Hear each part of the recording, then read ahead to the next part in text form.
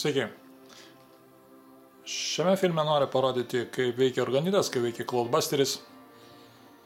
Ir kad pamatyti visą tą vaizdą, reikia video įrašyti ir paskui pagreitinti.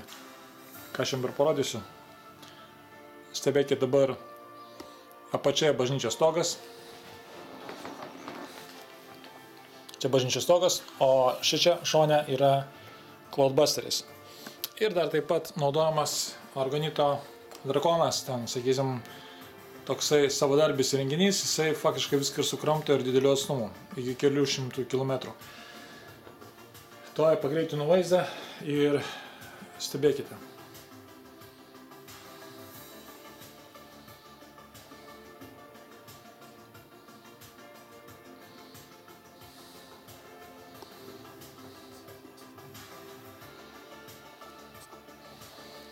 Žiūrėkite bažnyčios stogą, debesis, kurie eina, ir taip nyksta.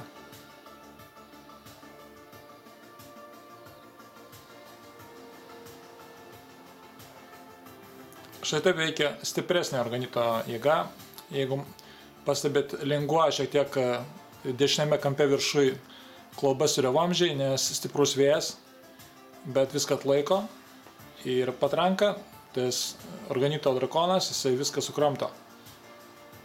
Matote, debesis nyksta ant akių. Taigi, tas vaizdas maždaug buvo rašomas apie valandą, gal daugiau. Ir pagreitinus, tada puikiai matosi organito poveikis. Bet jeigu organitas padarytas teisingai, padarys nuoširdžiai, padarys be jokių išskaičiavimų, su įsitikinimu giliu, kad visą tai veiks. Čia dar kitas filmas. Kita diena darytas, kita vėjo kryptis ir panašus dalykas.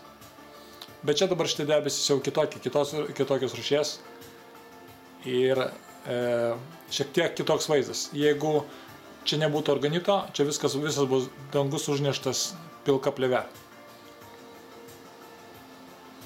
O dabar viskas, kaip besipūstų, vis tiek dingsta.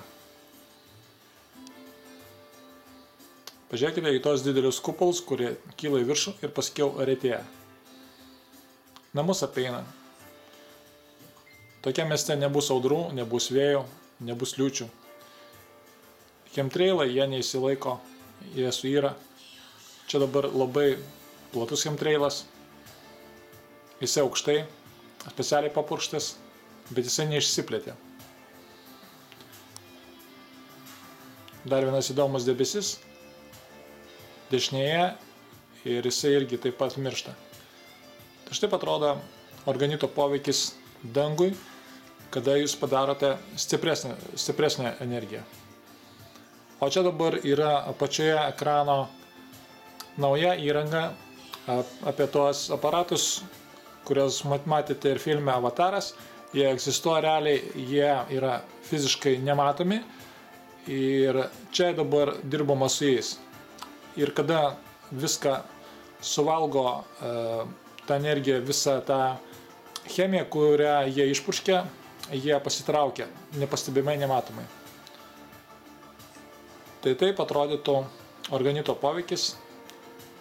Ir tai dar ne iki galo padaryta Lietuvoje. Čia buvo filmuota Vokietijoje. Ir jūs pamatysite taip pat pavasarį ir vasarą įdomių debesų ir gražų orą. Nebus tokių užtraukimų.